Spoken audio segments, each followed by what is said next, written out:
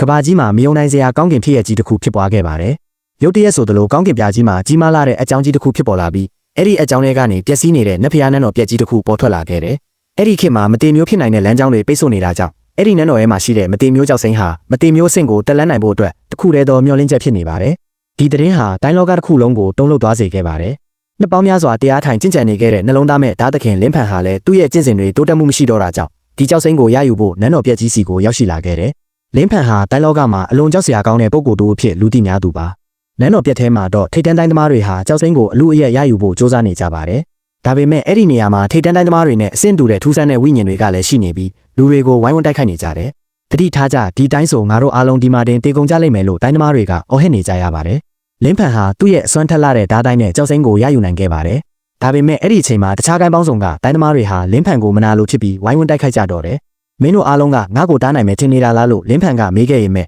ရန်သူတွေကတော့မင်းရှိနေတဲ့၍ငါတို့ကြောက်စိမ်းကိုရမှာမဟုတ်ဘူးအားလုံးဝိုင်းတိုက်ပြီးသူ့ကိုအရင်တက်ကြဆိုပြီးလင်းဖန်ကိုအကွက်စင်ကအပြင်းထန်တိုက်ခိုက်ကြပါတော့တယ်။ပြင်းထန်လာတဲ့တိုက်ပွဲပြီးမှလင်းဖန်ဟာကြောက်စိမ်းကိုရရှိခဲ့ရင်မဲ့ခနာကိုမှတော့ဒဏ်ရာတွေဗလာပွားနဲ့ဖြစ်သွားခဲ့တယ်။အဲ့ဒီအချိန်မှာကောင်းကင်မှာမိုးကြိုးတွေပြစ်ပြီးမိုးတွေတီးထန်စွာရွာသွန်းနေပါတယ်။လင်းဖန်ဟာတေဘေးကနေလွတ်အောင်ထွက်ပြေးရင်းနဲ့နောက်ဆုံးမှာရှောင်ယူဆိုတဲ့မိန်းကလေးငယ်လေးတစ်ယောက်နဲ့ဆုံတွေ့ခဲ့ပါတယ်။ဒဏ်ရာတွေကြောင့်အားအင်ကုန်ခန်းနေတဲ့လင်းဖန်ဟာသူမလေးငါကိုလူတူဝေးပြီးအေဂျင့်နဲ့တနေရာရာကိုခေါ်သွားပေးပါလို့တောင်းဆိုခဲ့ရတယ်။တကဘာလုံးကကြောက်ရတဲ့ဓာတ်သခင်ကြီးဟာအခုတော့ကလေးမလေးတစ်ယောက်ရဲ့လက်ထဲမှာသူ့ရဲ့ကံကြမ္မာကိုအနံ့လိုက်ရပါပြီ